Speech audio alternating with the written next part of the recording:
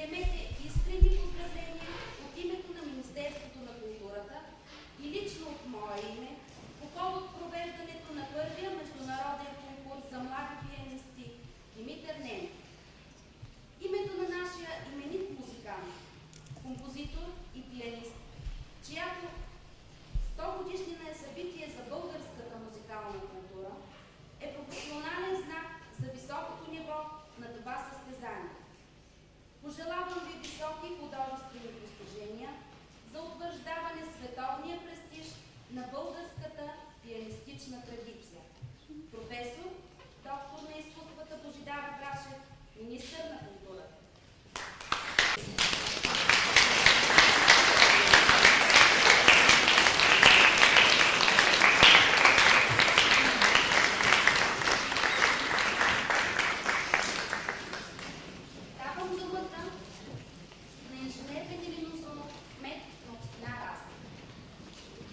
Уважаеми дами и господа, уважаеми участници в първия международен конкурс за млади пианисти Димитър Ненов. Вече трайно се вписаха в културния живот на нашия град. Те са израз както на желанието ни да съхраним и обогатим духовното наследство на Разград, така и на волята ни за добросъседство и приятелство, за обмен на духовни ценности. Това е нашият принос в развитието на добрите отношения между народите от балканските страни, а защо не и от други страни на света. Вярвам, че в бъдеще конкурсът ще добие още по-голяма популярност, а дай Боже да се сбъднат и думите на един от членовете на журито, господин Бетин Гюнеш, че в такъв конкурс Разград ще стане световно известен музикален център.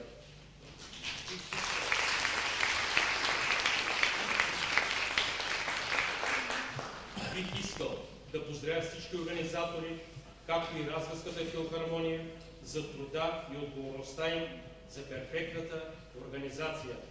Благодаря на високопрофесионалното жури за компетентната му работа, на маестро Кожухаров за оказаната чест да дирижира конкурсната програма.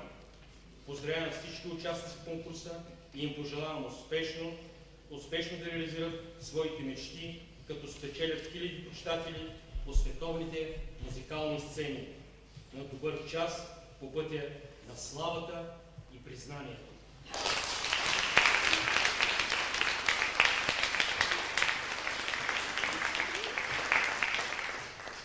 Давам думата на главния диригент на Разградска филхармония Димитър Ненов, господин Георги Чемширов.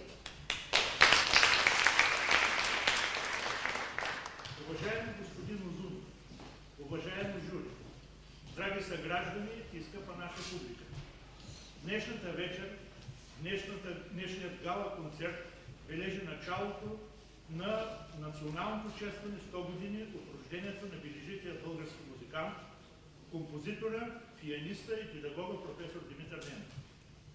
Традиционното сътрудничество на Разградската филхармония,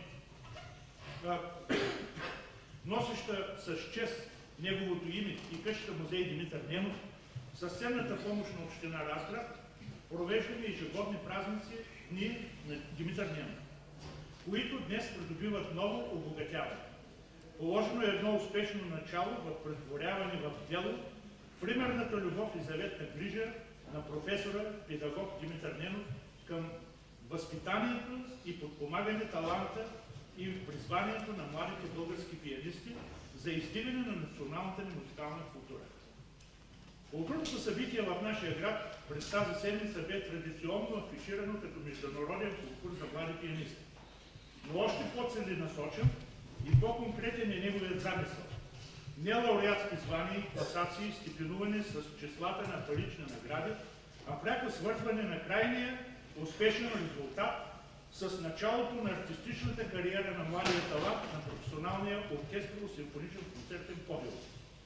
Затова не преподаватели и професори съставляват журито на конкурса, а диригенти и ръководители на симфонични оркестри и филхармонични дружества.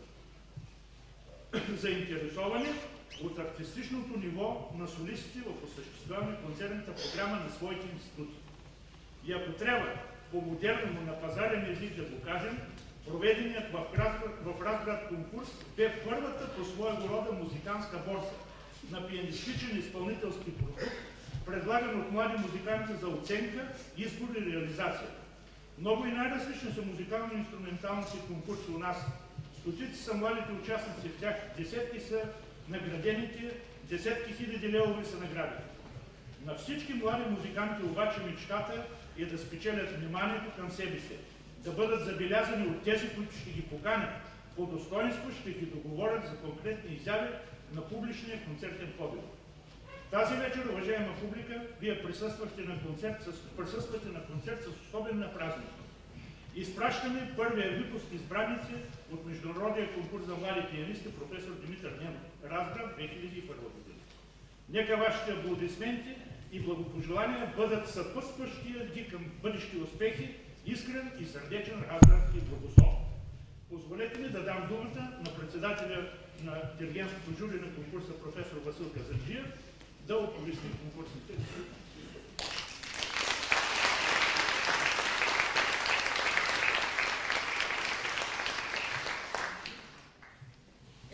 И музикантите не сме надарени с дар слово, много ни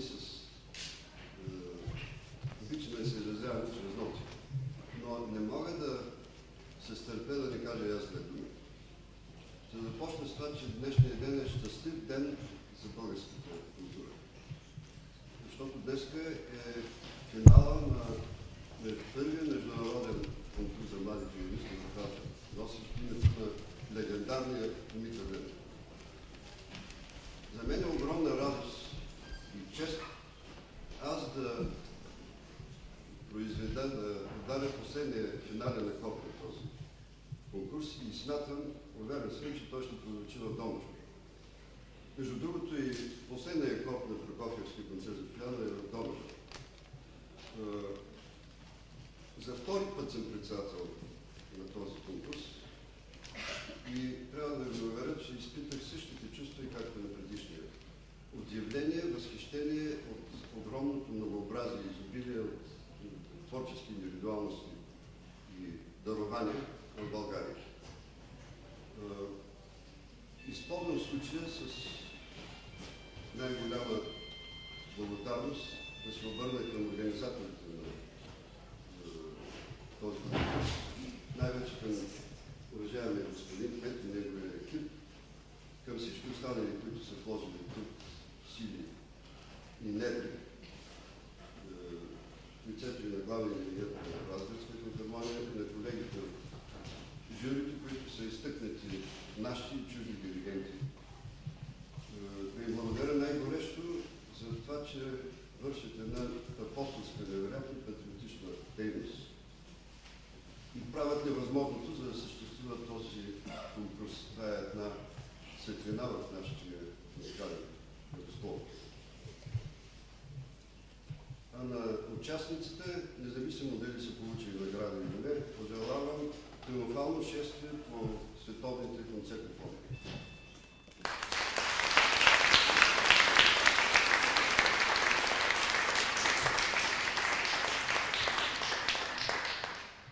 Трета награда, грамота за отличие и ангажимент за 2 концерта получава Йоанна Каремова.